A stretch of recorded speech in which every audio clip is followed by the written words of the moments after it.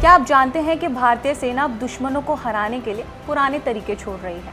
चीन हो या फिर पाकिस्तान, अब भारत की तीनों सेनाएं अलग अलग नहीं बल्कि एक मुक्का बन के प्रहार करेंगी। सीडीएस जनरल अनिल चौहान ने रक्षा मंत्री राजनाथ सिंह को फाइनल ब्लूप्रिंट भेज दिया है, जिससे युद्ध की पूरी परिभाषा ही बदल जाएगी। दुश्मन के दांत खट्टे करने के लिए थिएटर कमांड का चक्रव्यूह तैयार है।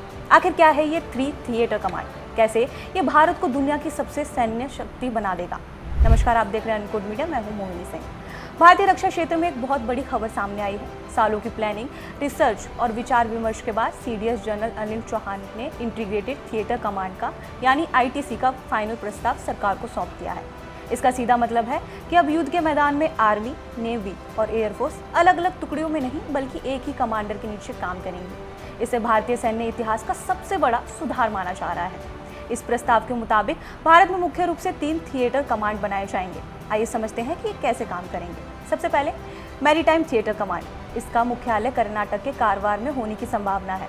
इसका मुख्य काम होगा हिंद महासागर से लेकर समुद्री क्षेत्र की रक्षा करना।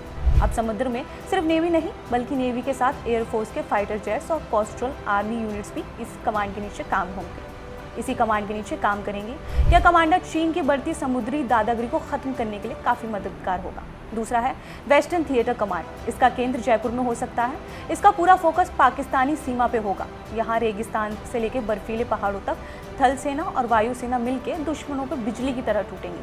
तीसरा है ईस्टर्न थिएटर कमांड। इसका मुख्यालय लखनऊ में होने की चर्चा है। इसका मुख्य लक्ष्य होगा चीन, उत्तर पूर्व की पहाड़ियों और घने जंगलों में चीन की हर हरकत पे नजर रखना और उसे समय रहते जवाब देना। और साथ ही वायुसेना का जबरदस्त तालमेल भी इसमें देखने को मिलेगा। अभी तक भारत में 17 अलग अलग कमांड्स हैं, एयरफोर्स के साथ नेवी के 3। दिक्कत ये थी कि जब युद्ध होता तो इनके बीच तालमेल बिठाने में कीमत और समय दोनों बहुत ज़्यादा बर्बाद होता था। ज़रा सोचिए कि अगर किसी मोर्चे पे अचानक एयर सपोर्ट चाहिए तो आर्मी पहले अपने हेडक्वार्टर को बोलना पड़ता था, फिर वो एयरफोर्स से संपर्क करते थे। लेकिन थिएटर कमांड एक ही छत के नीचे तीनों सेनाओं के अफसर बैठेंगे। फैसला सेकंड में होगा और हमला सीधे दुश्मन पे। सीडीएस जनरल अनिल चौहान के इस प्लान को तैयार करने के लिए तीनों सेना प्रमुखों के साथ दर्जनों मीटिंग की थी। इस प्रस्ताव में न केवल कमांड बनाने की बल्कि हथियारों की खरीदारी, ट्रेनिंग और लॉजिस्टिक को भी एक साथ जोड़ने का रोड मैप तैयार है।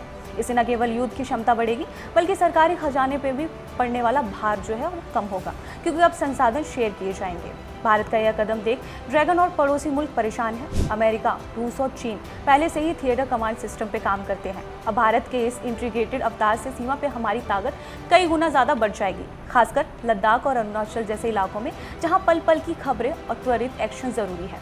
यहाँ वे कमांडर गेम चेंजर साबित होंगे। रक्षा मंत्री राजनाथ सिंह को प्रस्ताव मिल चुका है। अब बस कैबिनेट कमेटी ऑन सिक्योरिटी यानी सीसीएस की अंतिम मोहर की इंतजार है। जैसे ये लागू होगा, भारतीय सेना 21वीं सदी के सबसे आधुनिक युद्ध के लिए पूरी तरीके से तैयार हो जाएगी। आपको क्या लगता है, क्या ये 3 थिएटर कमांड बनाने से चीन और पाकिस्तान को करारा जवाब मिलेगा? अपनी राय हमें कमेंट में ज़रूर बताएं।